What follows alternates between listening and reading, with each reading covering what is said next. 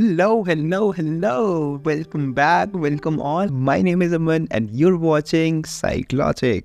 So in this particular lecture, we will be discussing about psychosexual theory of development given by Sigmund Freud. Well, there are another set of theories too that we will be discussing in the next set of lectures. Also, you'll be receiving comprehensive yet crisp and systematic lecture notes. So stay tuned and make sure you watch the complete video to know how to get access to free lecture notes. So before we jump into the actual topic, let us understand some basic terminologies that will come into play while we are discussing the actual theory of Sigmund Freud. So first concept we are going to discuss is id, ego and superego. Id, ego, superego is the concept given by Freud. They are basically three ego states of a person. Think of it like evil and the angel that appears when Tom from Tom and Jerry thinks of doing something.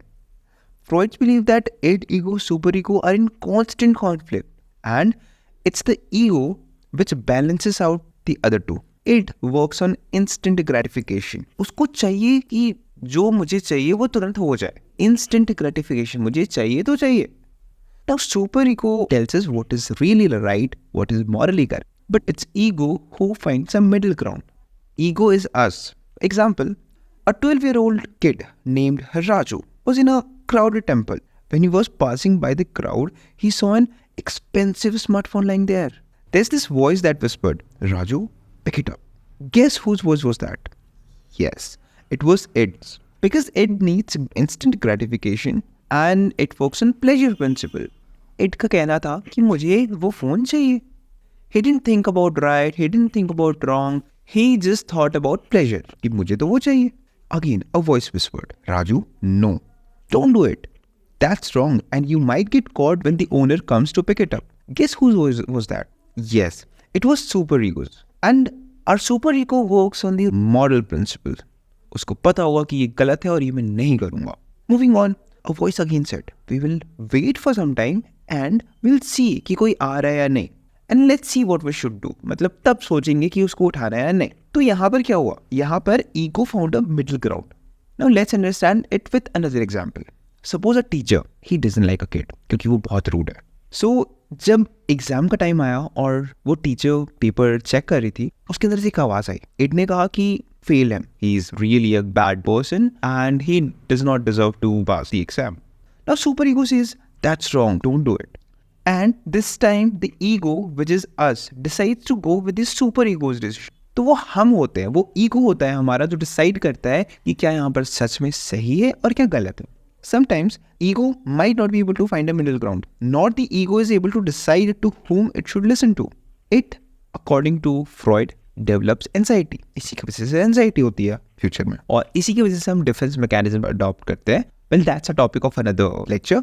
Moving on, here you can have a look in this picture to better understand what is the role of id, ego, super ego in conscious, pre conscious and unconscious levels. Now id and superego, it is a part of unconscious mind, are in constant conflict with the conscious part of the mind, which is ego. The conflicts create anxiety, as I said, which could be dealt by the ego's use of defense mechanism. And that's just the beginning, as per Freud. Now that we are going to discuss stages of psychosexual development, let's understand the meaning of psychosexual.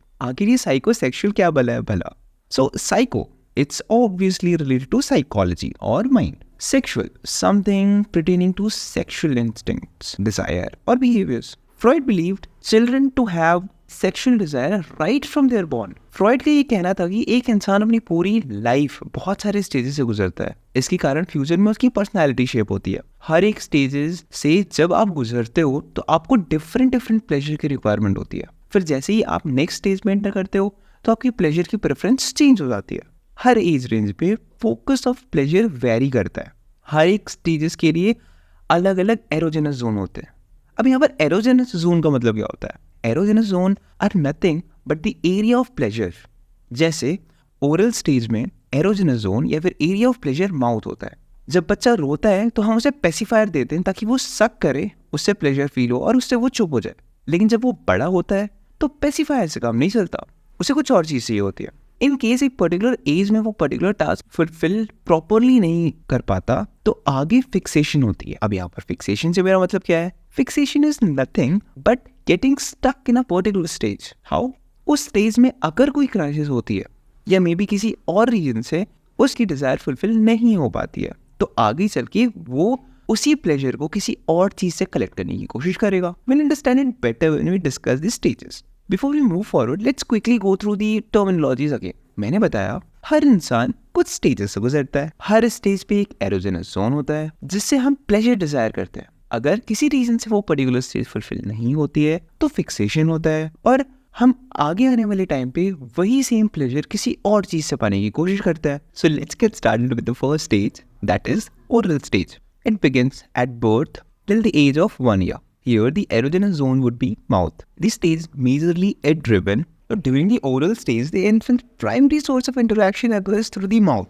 यहाँ पर देखो, stage है oral और इस stage में erogenous zone होता है mouth. Easy to remember. Here, the mouth is vital for eating and the infant derives pleasure from oral stimulation. अब यहाँ पर pleasure point क्या है? जैसे मैंने बताया mouth है, तो oral stimulation से ये pleasure गिनने की कोशिश करेगा. Through gratifying activities such as tasting and sucking. वो फिंगर सक करेगा. इस स्टेज में फिंगर सकिंग काफ़ी ज़्यादा कॉमन है. अगर इस स्टेज पे फिक्सेशन होगी तो कुछ प्रॉब्लम्स जैसे कि ड्रिंकिंग, ईटिंग, स्मोकिंग या नेल बाइट करना हमें दिखना कॉमन होता है. आगे आता है anal stage. It begins when the child is 1 year old and continues till the age of 3 years. During the anal stage, Freud believed that the primary focus of the libido was on the controlling bladder and bowel movements. यहाँ पर libido का मतलब क्या होता है? It's instinctual drive और sex drive. इसका मतलब इस स्टेज में anus erogenous zone होता है. अब यहाँ पर भी बहुत सिंपल है. Anal stage, anus है erogenous zone. यहाँ पे इंपॉर्टेंट है कि बच्चा पॉटी ट्रेनिंग ले, उसको सीखना पड़ता है अपनी बॉडीली नीड्स या अर्जेस को कैसे कंट्रोल किया जाता है. जब बच्चा इस स्टेज को सक्सेसफुली अकम्प्लिश कर लेता है तो उसे एक सेंस ऑफ अकम्प्लिशमेंट और इंडिपेंडेंस फील होती है. अकॉर्डिंग टू फ्रॉइड, जब पेरेंट्स इस स्टेज में काफ़ी ज़्यादा लीनियंट बिहेव करते हैं, उसको ऐसे ही छोड़ देना, उस पर ध्यान नहीं देना, यार ठीक है यार, बहुत ही ज़्यादा लीनियंट, तो वो एक एनल एक्सपल्सिव पर्सनैलिटी डेवलप कर ले. मतलब वो फ्यूचर में काफ़ी ज़्यादा मेसी रहेगा, उसको बिल्कुल साफ सफाई का ध्यान नहीं होगा, वो बिल्कुल अनऑर्गेनाइज रहेगा और उसकी पर्सनैलिटी डिस्ट्रक्टिव टाइप होगी.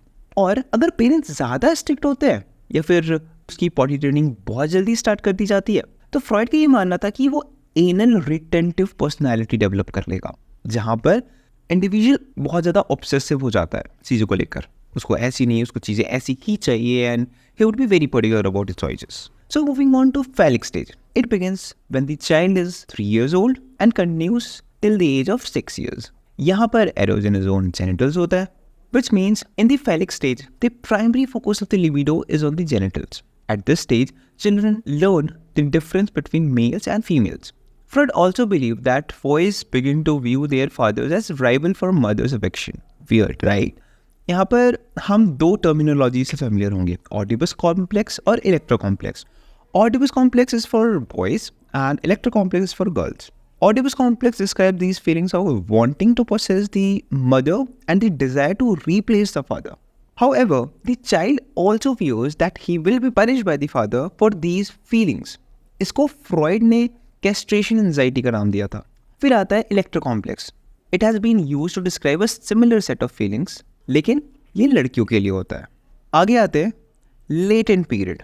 यहाँ एज रेंज होती है 6 से लेकर प्यूबर्टी तक.